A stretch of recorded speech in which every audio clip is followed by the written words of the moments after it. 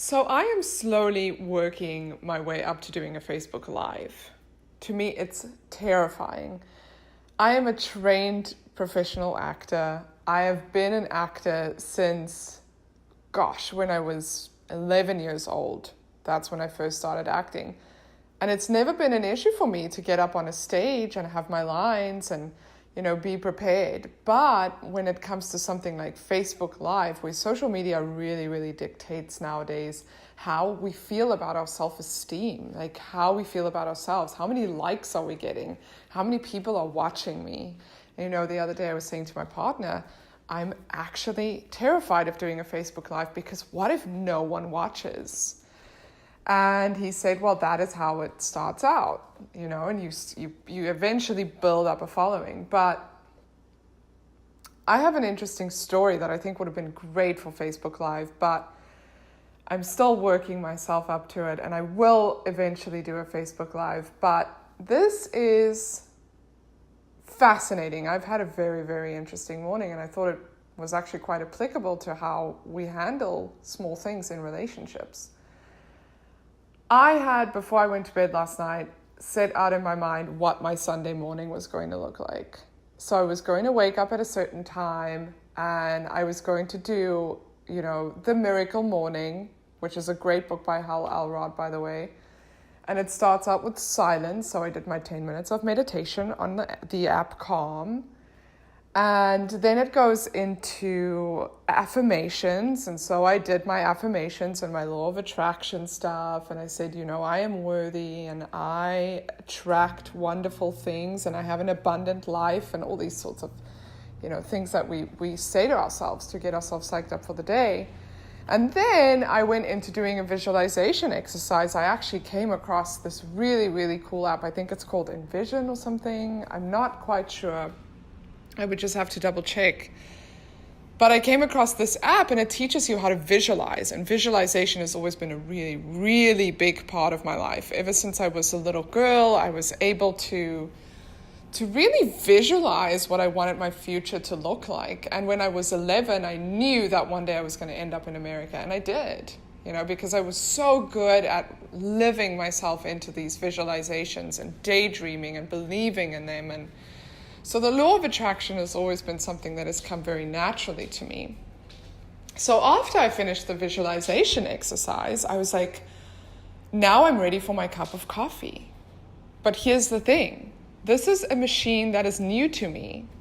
I have no idea how it works.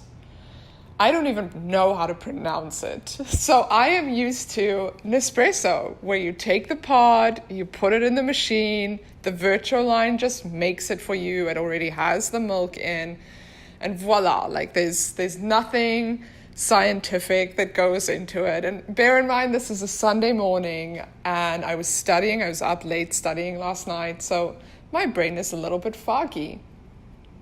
But I'm still feeling really positive because I'm like, I can figure this out. And about 30 minutes into not knowing where the filter has to go back in after I've taken it out, I kind of lost my shit, to be honest. I was furious with this machine. So furious that I had visualizations of taking this coffee machine and just throwing it right over the balcony and probably getting arrested because there are a bunch of mothers down there, working out with prams. And so part of me thought, oh my gosh, but luckily I was able to stop myself and laugh at the situation eventually. I said, this is ridiculous. This cup of coffee better taste so damn amazing because I have been working at this for 30 minutes. And eventually I just messaged my partner and I said, I have no cooking clue how this machine works. And so he gave me the instructions. It was something as simple as saying, hey, I don't know how this works. Can you help me? It's part of communication. So sometimes in a relationship, we don't want to be a burden to our partners. We don't want our spouses to think that we're helpless. We don't want our friends to know that we don't know how to do things. Our egos are so big that we'd rather spend 30 minutes getting upset and huffing and puffing over a coffee machine instead of going, hey, listen, I'm trying to figure out this machine. I know you know how it works because you're the one who makes the coffee in the morning. Do you mind just, taking 30 seconds to just write a text and let me know what it's like? And I can do it. And that was it.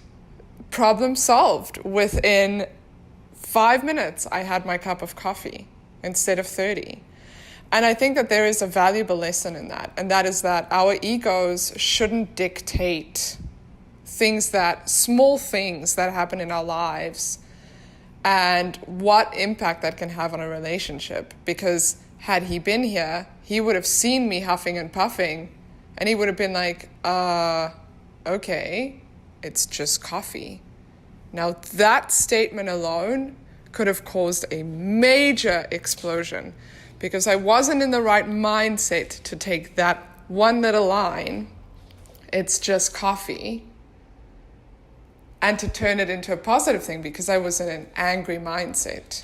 So not only should we be mindful about our thoughts and how we react to things, especially small things. Funnily enough, it's always the small things in our lives that trigger us.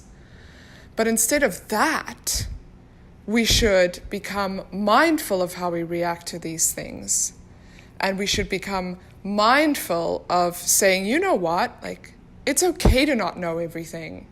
Even if it is as simple as making a cup of coffee. Ask your partner how he does it. There's nothing wrong with that. Let your ego go. And also, just be mindful in the moment of how am I reacting to a situation that really should have no effect or impact on my day. And I just gave it 30 minutes of my time that could have been spent doing something a lot more productive, like studying and reading a book on psychology, or anything really what you find interesting. That time that was wasted wasn't worth it. But in retrospect, it was, because now I got this very valuable lesson from it. So now I won't get angry at the coffee machine tomorrow morning.